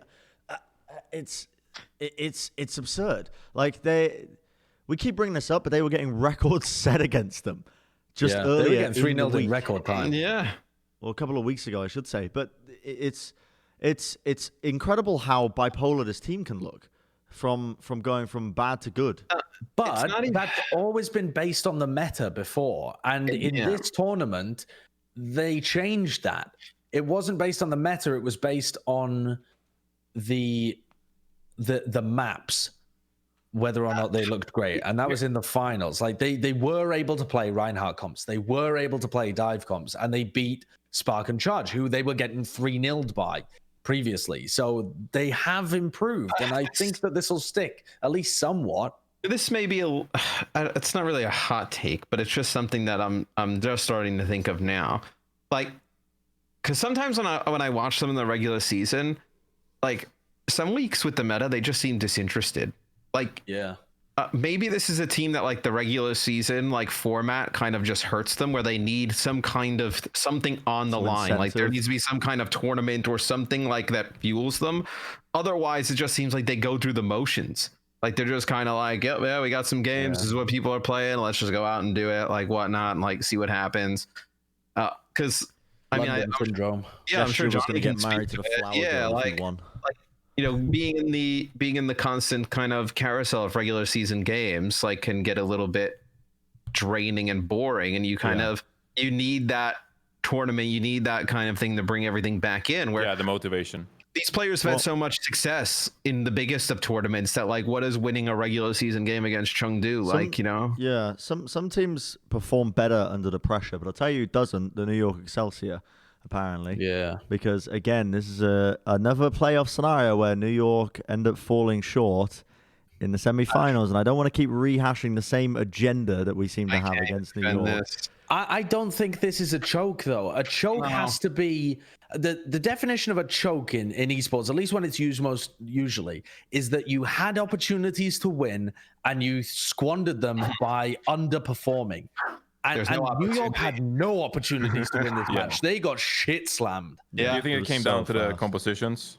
Yeah, they played the same shit that Hangzhou were as well, and the same shit that like the Valiant were. Like these Reinhardt comps with no Lucio. And to be fair, this isn't what the Valiant ran. But in Asia, I don't know who started pendling this comp where you're running Reinhardt Rush with a Brig and an Ana, but my God, did it suck some dick this weekend. And I'm so glad it did, because it doesn't make any theoretical sense. And it bothers me sometimes when theoretically bad comps play really well. And they had been having, Hangzhou Spark had been having some limited success with that composition before. Not much, but some. And then they come out, Hangzhou and New York, playing this, and they just get booty slammed. They need some kind of, I don't know what it is. Like, you almost get tired of kind of seeing this go the same exact way. Like, you know, regular season Warriors and then the playoffs, they just kind of get rolled. I saw some people talking on Reddit. I believe Mondu turns 18 after this, and maybe we see him come into the lineup instead of Animo for more aggressive, like Lucio style play in the main. I think Animo's been pretty great, honestly. Yeah, I mean, I don't think Animo's been bad. I think they just kind of messed up. I really do think they just kind of messed up. Yeah. They also, though, they ran dive on Oasis and Temple of Anubis, and they just got bodied there as well. So I don't even think it was all down to their strats. They just are nowhere near on the level of a good Shanghai. Can they get there? Good question. I mean, I still think they have the individual skill required, and I do think they can reach that level. You have a great leader in Sabiolbi. I mean, whatever happens and however New York performs, we still always talk about Mono being one of the best main tanks in the league, and I do think that they have the individual skill required. You think they can in a big game right now? I almost can't picture it happening. Well, we give a lot of excuses about dirty and clean hero pools, and like, I think they just came in with the wrong idea this weekend and kind of just have to give them an F. Like, you kind of messed up. Like, go next, dude. Yeah. I don't think you can judge or like put too much pressure on the roster for the compositions they played in that way, because when they excel and when they play their best compositions, they're still a great team in my mind. It's interesting to see them slowly slip down the power rankings from year to year. And it's not something we've touched on since last season's playoffs, where we had a Plat Chat episode called New York are not a stacked roster anymore, which but one of the more controversial episodes in our history. Yeah, it was very controversial because they then went on to dominate in the playoffs and they ended up in third place. So it actually ended up not kind of being proven wrong there. But I think there was an element of truth to that, in that, I mean, last year they were clearly a top 3 team throughout the year, you know, and okay, we didn't think that they would perform that well in playoffs, but okay, here we go. Bring up the past. Matt with that fresh cut. Hey, if you're at home bored and you want to go watch that episode as well, every view matters. Every episode matters here. Yeah, that's true. But New York started in season 1. They're clearly the number 1 team throughout the year. They would be power ranked at number 1. Then season 2, they're the number 3 team behind the Shock and the Titans. And then this year, where are they? Are they 5th? Are they 7th? They are slipping, man. Nobody knows. Do you think this is because the level of play has stepped up? Like season 1. That's what I'm implying. There was 2 teams, right? Was there 2 teams? I mean, I can't remember what. It was New York. Really? Did they? Yeah, they ended up 3rd in last year's playoffs. Yes. Yeah. But they were 3rd in the regular season as well, weren't they? I think so. But there was always the argument, consistent. though, when we were talking last year. It was always, when we were thinking of teams, it was Shock, Titans, and then we always kind of said New York were in the same realm of possibility. But I never truly believed that they could take maps or take a series away from those teams when it was a series that actually mattered in playoffs. I never had confidence in them. Yeah. Okay, so now you have 2 social media managers coming after you. This seems I've already had New York going for my neck. What's more? One more. Man's got hitters all over the block, Johnny. Listen. They can come at me. It doesn't matter. I'm an individual. I can slap back. They need I think they need some kind of change up. I don't know what it is. I don't know. And honestly, with the way the roster is, it may not even make much sense. But like sometimes you play with the same players for so long that you just kind of get comfortable, and like you know, they need almost to force like that kind of honeymoon period where everybody's excited to play with somebody new again, and like when Punk came into Boston, re-energized. I do think it would be healthy for this roster to actually get good with, I mean, some other players like Who Are You and like Nene, and like try to have them come to the level of how the team is performing when you have Cybiolbi and Libero in, because like you can't rely on Cybiolbi all the time to be this kind of leadership figure and come in and like come up with these clutch moments. I agree with that completely, actually. You need to be able to find confidence without him in the lineup. Yeah. And especially also, given the fact that, sorry, Josh, but especially given the fact that Sabiobi has said, you know, that he wasn't as confident, you know, playing the game as much. There was a time, right? There was a period where he wasn't feeling like playing the game anymore. I think did he say he was going to retire? Yeah, that was when he was benched for a while. It was when he was benched for a while. But sometimes, and if you need a player like Sabiobi, who is talented, and he is this leadership figure, but maybe you've got to start building up the new guard coming in. I say the new guard like they've been. I mean, listen, they're not the new guard, but you know what I mean. You got to. I completely agree with you, Johnny. It wouldn't make much sense, but I want them to bring in Hacksaw. I think just like that could do wonders. Personality. Well, Haxel recently said, or not Haxel, Jonak said that he is friends of. The way he worded this was weird. He said, I'm friends with Haxel now, as if they weren't friends previously or there was some beef between them. But Jonak said Haxel said he would never come to New York. Really? Yes. Apparently. This is according to Jonak's stream, I believe. I found it. I saw it on Reddit. But I think a player like that, somebody who just has a big personality who would immediately make a difference in the lineup, like shake things up a little bit. Like I feel like they just need a little bit of a spark, like something really new. Yeah, because what this team really lacks is initiative. When you watch them play, they don't play like a Shock or like even like the Mayhem were playing or Philly, where they hunt after opportunities. Like you can see them being proactive and chasing around the map, trying to do things. And New York are a bit more plodding. They just kind of plod along and try and solidify their position and slowly move forwards. And it works in some metas, but it doesn't tend to work anymore, especially now that the pace of the game has improved. Or and increased, also, I feel like in terms of their damage dealers, like they're all like top level players, but like none of them really screams to you that they can just like dominate a game, that like we could see a Fleta do or a Lip or a Prophet or a Fitz or like an Architect, right? Like none of them scream to you like, you know, if Sabiobi like just plays like this, like he's just going to carry the whole thing. Like they don't really have that type of like, because they've been playing like so safe and they're so coordinated with each other. And Jonak was able to be such a difference maker on the Zen for so long. They never needed it. Yeah. Now I feel like they need that one player who can like just dominate a game. Yeah, I really like what you were saying, Josh. And I guess the best way to sort of put this is that like sometimes damage players try to calculate like what is best for the upcoming team fight, and then they sort of like execute that. But then like when I would play with people like Tvick, and like you can meme whatever you want about Tvick or whatever, but every team fight, Tvick would vocalize like a plan that, or like a goal. He'd always set like this goal for the rest of this team and vocalize how he wanted to accomplish it. And it's just not like basic shot calling. It's not like, oh my god, how do I put this? Like you can regularly shot call, but Tvick played like he had a purpose and a goal in mind and tried to push that to its very limits. Like someone like Haksal, how Haksal would actually play Genji, and like how Haksal would force his way on Genji. Some players on Genji, they sit back, they spam some shurikens, they get the nano, they slice whatever. Like when you watch Haksal sometimes, he plays with sort of some kind of aggression that he wants to accomplish something. And I think that is sort of what you guys are hinting at. That you want that type of player that sort of like tries to aggressively take space, initiative, explosiveness. Yeah. New York need to exert their will upon the game instead of always reacting to what other teams do. I think but you might need a whole other player to shake that up. Yeah.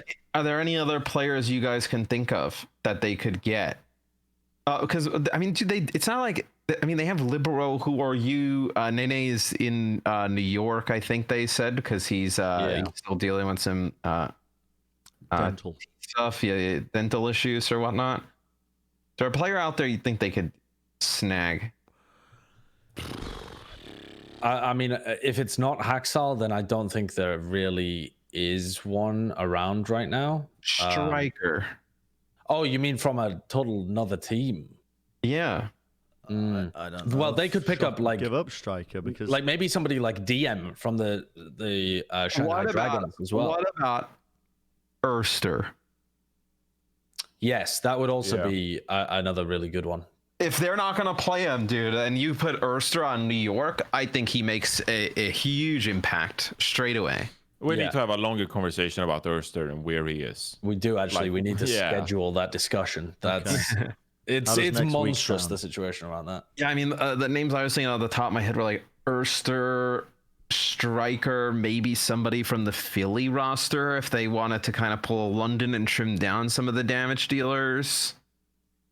But yeah, there's not really a great amount out there that could make that type of a difference. I can imagine as well that like if you are a fresh new talent or you are someone from the outside looking in at New York Excelsior, New York still has that kind of reputation as a dominant force of nature, and it might be hard to come into that system and try to force your will because you have so much respect for the organization and those players. So it's it's like mission impossible, but someone has to do it. Yeah, maybe it needs to come from the coaching staff, honestly. Yeah. I mean, who are you should be that guy, in my opinion. Right. That just like should come in and just like frag, dude. I mean, like Flower could have been in the past as well. You know, they've had these flashy DPS players before. They've just never gotten the most out of them or engineered the team around them. And I don't think Shanghai would ever trade them anybody because why would you make them stronger, right? Yeah, I mean, just offload some of the players that you're paying salary to. Like Ding, like does Ding make a huge impact on New York or something like that? No, I don't think so. He's too much of a specialist. No, I don't think he's like a game changer, right? DM actually could be a game changer though. That guy's insanely talented, and if he's kind of got some of the experience that he might be in a position to tell them to play around him. I don't know. It's very up in the air at the moment with New York. These are all big picture things that they need to look at. Yeah, I think the main point is that they do need a something in that lineup to get them back. Bren walked away, so we can talk about the charge. Yeah. How they nearly make the finals with Nero. There's a giant fucking fly in here, and Arya is going crazy over it. She's found it now. Look, she's here. She's found it. It's on the chair, Arya. It's there. What the fuck is that? Arya, what is that? There. Look. There it is. She's found it. The animal moves closer to the fly. These episodes just get longer and longer because they become like little talent shows. This thing is fucking huge. What is it? I don't know. Arya was battering Capture it with a cup over here. Yeah, capture it with the Plat Chat mug. Bro, this thing is fucking huge. It might be a new species. Yeah. Is that? Arya's been battering it this entire like for 30 minutes over here, and I'm like, oh, she's like what, hitting a spider? And I walk over to check what it is, and it just starts flying. Look at this fucking thing. What is this? What are you doing? You've got cups in front of you. You've got 4 Plat Chat mugs. Show you. Okay, we'll talk about the charge while you capture that. This is pretty interesting. Yeah, what did you guys think about the charge? I loved seeing Nero play again. Yeah, I love that our faces aren't on screen either. It's just the set. an empty set. He's such a sick fucking player. I mean, He really is. I don't know if you can say he's like underrated at this point because I feel like a lot of people give him love, but pretty nasty. His tracer was good in this as well, considering that he was trying to check profit. His tracer I thought was pretty decent. His echo's pretty good as well. Oh my god, what is this? Wait, that's red. What? That's What not a is fly. It's not a fly. What is it? I mean, it can fly. And we know it can fly. Some kind of beetle-y thing. Put it outside. Don't kill it. No, it's red with dots, surely. It's been beaten I gotta half take it away from Arya. She has been abusing this poor thing for like 30 minutes, and I'm like, what the fuck is she doing over there? But I gotta take it outside. Keep talking about charge. All right. Yeah, I thought they played pretty well in this game against Seoul, honestly. Do you believe they're the third best team in the region? I think they might have an argument to be the second best team in the region. Oh, okay. Because if Seoul come out of this tournament and they continue to be up and down and all over the place, then the Charge have the best case for being the second best team. But they come into this tournament and number 1 seed. They have a very close game against the Seoul Dynasty, who go on to nearly beat the Shanghai Dragons. So I think definitely they're the third. Yeah, I mean, this region is in constant flux, in my opinion. Like, I made my power rankings, and I didn't feel good about Chengdu, London, Hangzhou, where I put these teams, because like it changes on a week-to-week basis. And I think this is a pretty stacked region, in my opinion, where everyone can sort of beat everyone. And it's not because the teams are bad; it's because the teams are good. Yes. So you could turn around in a month and be like, "Oh, Shanghai is number 1, Hangzhou is number 2, and like we think Seoul is like the 4th or 5th best team." Like that's how London gets 2 wins. Yeah, They're I mean, up there. Well, one thing that we're not offense talking about, sorry to jump in, is London almost took it to Shanghai. Yeah. Shanghai played like poo in that series, though. True. I mean, London played okay, but London have come off the back of playing pretty badly recently. And then Shanghai were playing that fucking Torb McCree comp again with Double Lucio. And anytime someone plays that, I am going to investigate them for match fixing. I swear to fucking God, you have been put on notice, APAC region. I will be doing investigations into your skin transfer. Sometimes the APAC region, I'll cast some of those games, and like halfway through the first map, I'm like, how the fuck with this hero pool did they decide on this? It's like, how the fuck did it's super interesting actually, because you can see the influences that the regions have always had. Do you remember before the Overwatch League when we would look at China and even Korea as well, and the Sombra influence? Like Sombra would be used a lot more than the Western teams, just because they had a different read on how the game was meant to be played. Definitely have been seeing that as well over the course when the hero pools come in. Now, I was actually talking to Avril and Pixie as well before this May Melee started, and they are pretty clued in with what the Korean contenders teams are playing, which I assume that some of the OWL teams in Asia, especially if you're about to go into a tournament and you're playing against people, you're probably scrimming against Korean contenders teams as well, right? And apparently almost all of them were just playing dive, just playing Sombra Echo dive the whole time, and maybe like a little bit of Tracer as well. And so to see a team like Shanghai immediately come out and get bodied on Lijiang Tower playing this Reinhardt comp without a Lucio, just I can't have too much faith in the London Spitfire, because I genuinely believe that the Shanghai Dragons had a very poor idea of what they were doing in the quarterfinals, and that's why they never played those comps again in the semis or in the final. Yeah. Oh, what a wild fucking time this tournament was. It was fun though, wasn't it? Yeah, it was great. It was great. The good news is we've got another one coming up. We've got the June tournament that's been announced. But bang! Dude, what a fucking segue. I'm actually getting so good at this. You're not supposed to self-high five about the segues. It kind of takes away from the slick nature of it. I like how the host walks away for 20 minutes to catch a fly. It comes back, introduces the next topic, and then goes, wow, I'm fucking great. Yeah, but okay, it's not all about me. It's about the June tournament now. Thank the Lord that this tournament structure is being continued. I think. Oh yeah. I mean, it's just obvious, right? But in the past, the league has made decisions that have seemed a bit counterproductive. So there was never really a guarantee that we'd be running it.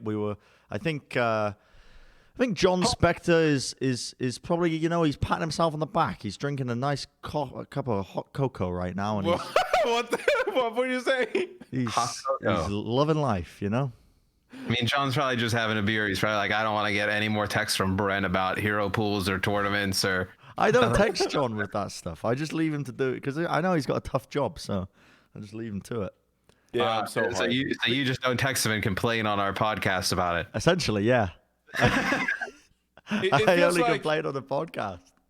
It feels like this May Melee just like breathe some kind of new life into the scene, and knowing how hype this May Melee playoffs were, people are just gonna be excited for the next June or July playoffs to come around. Yep. And that will show even in the weeks leading up to it. We all love esports. People who love and watch esports in competition, they got into it via tournaments. That's the whole like part of it that was incredible, right? Is every week you can watch the top of the top, right? You don't have to kind of sit through a bunch of crap. You can see the best teams play, and you knew you were going to get some epic fucking games, right? I remember the exact tournament that got me into esports as well. It was the CSGO. Like I had dabbled in esports before, but the one that properly got me hooked was the CSGO 2014 Katowice Major when Virtus Pro won in front of their home crowd. Oh, dude, what a fucking storyline! Look at like CSGO, right? Like they have a bunch of like regular season play and whatnot, but like, dude, like the tournaments, man, like they're so fucking hype. Mm-hmm. And I think that's just like people who love esports and love video games are just conditioned to watch tournaments and enjoy them because that's what we all played in to get into esports. It's what people who like just casually to watch esports watch all the time, like where's the biggest tournament, etc. And you bring in new people. I watch TI every year. I don't know fucking thing about Dota. I know Storm Spirit, and that's about it. I know Storm Spirit. I know Rich Campbell occasionally makes a dick joke on the desk every once in a while. That's about it. But I watch because it's fucking hype. Because somebody's gonna win a ton of money. And I think that's awesome for us to have that now. Yeah, and the storylines are so prevalent throughout the entire so bracket. Easy to make as well. Johnny, I don't know if you have this problem on the desk now, but last year, sometimes, I remember year one especially of the Overwatch League, when we were trying to come up with storylines year one.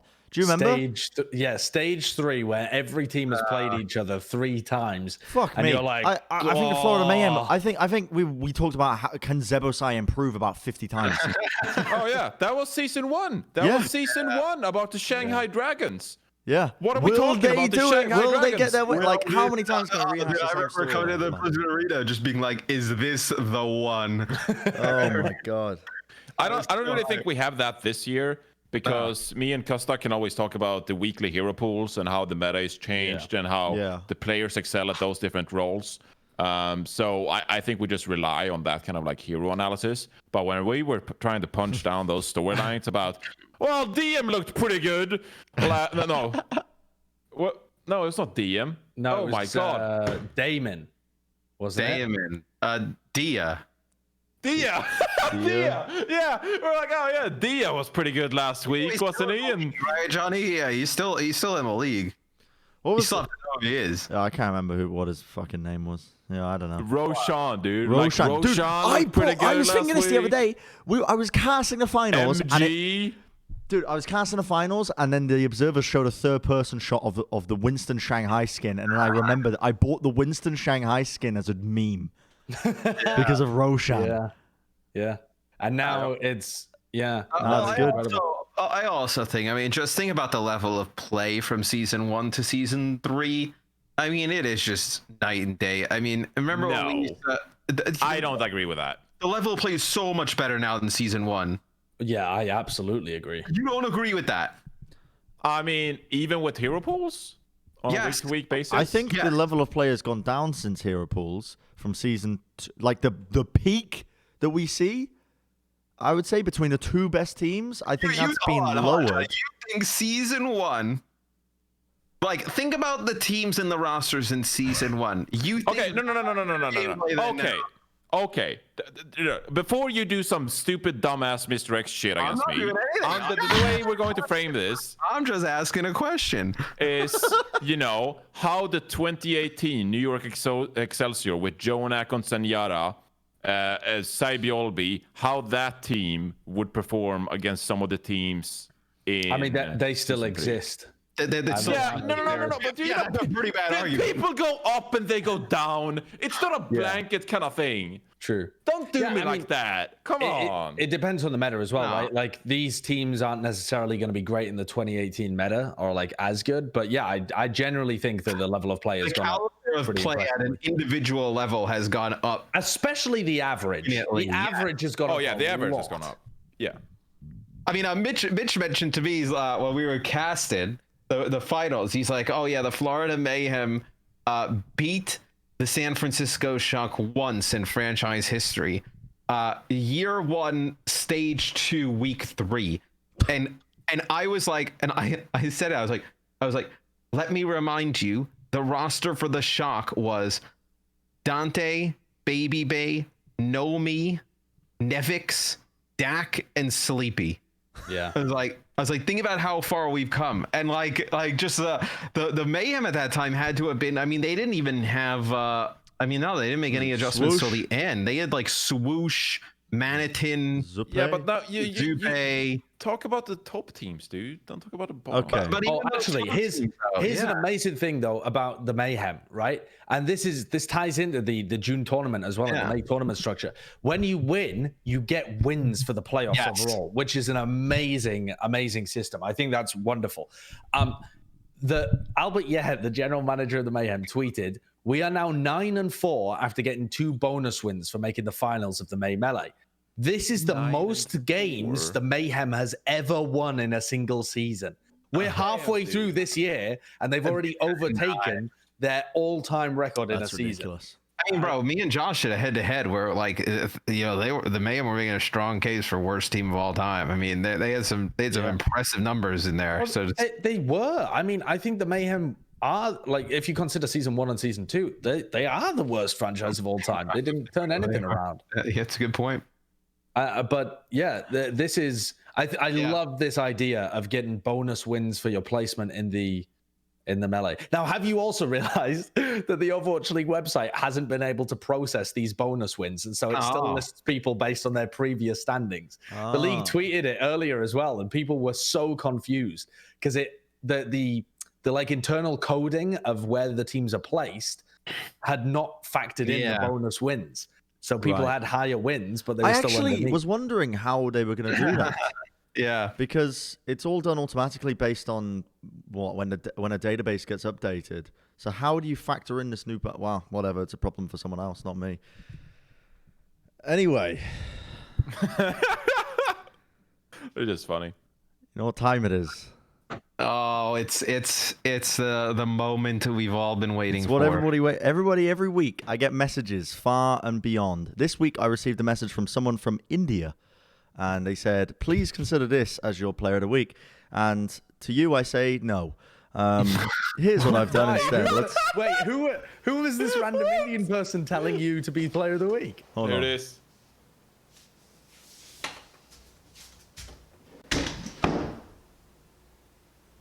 It's Bren's player of the week. You know what?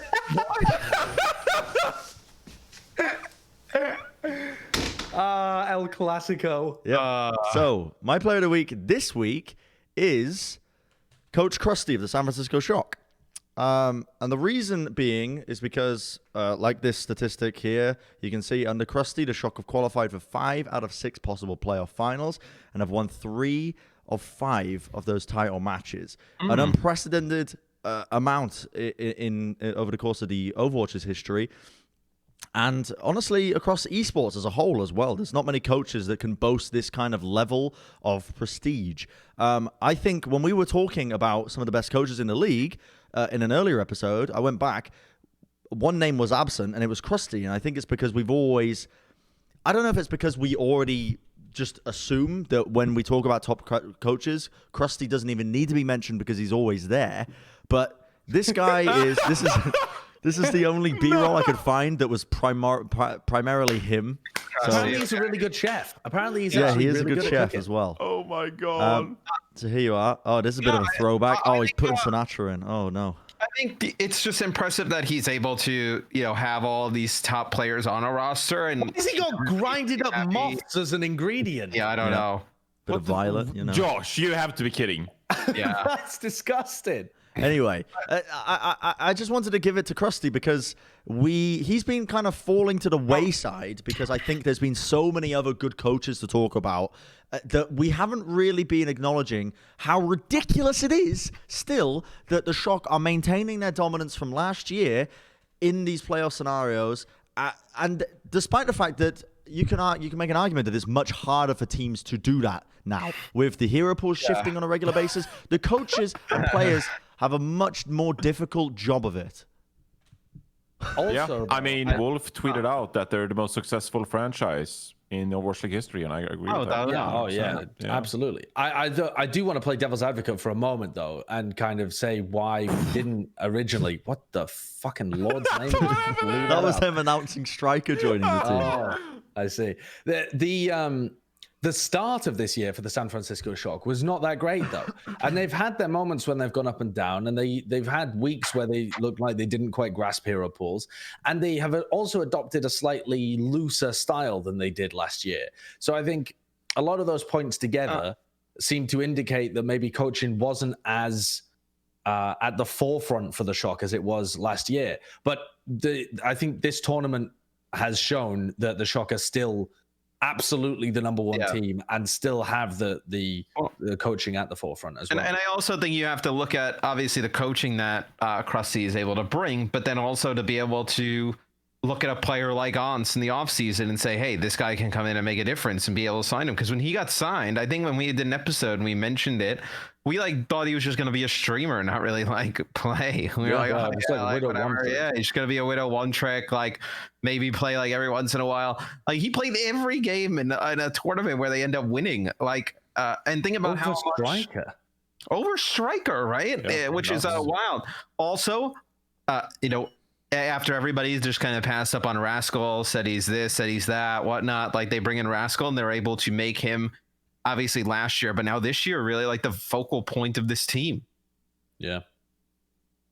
So yeah, it's pretty Coach Krusty, my player of the week. Not really a player, but I think he deserves it just to reassess, I guess, or reaffirm in everybody's minds that he is still there. I've got a question for you though, Bren. If you were to genuinely pick an MVP of the tournament for each one from each tournament, from Asia and NA, what would everyone's choices be? I would choose. I would choose Lip. Really? For the Asia side. For the NA side, I don't feel comfortable saying because I didn't watch the entirety of the tournament. I was gonna say that's sort of what happened. I was gonna say Fearless or Fleta. Is it a whole tournament or just a final?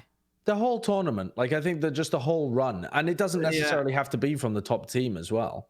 So, did you have one, Matt? NA, I want to still say, even though the Shock won, I would probably say either Yaki or Gargoyle.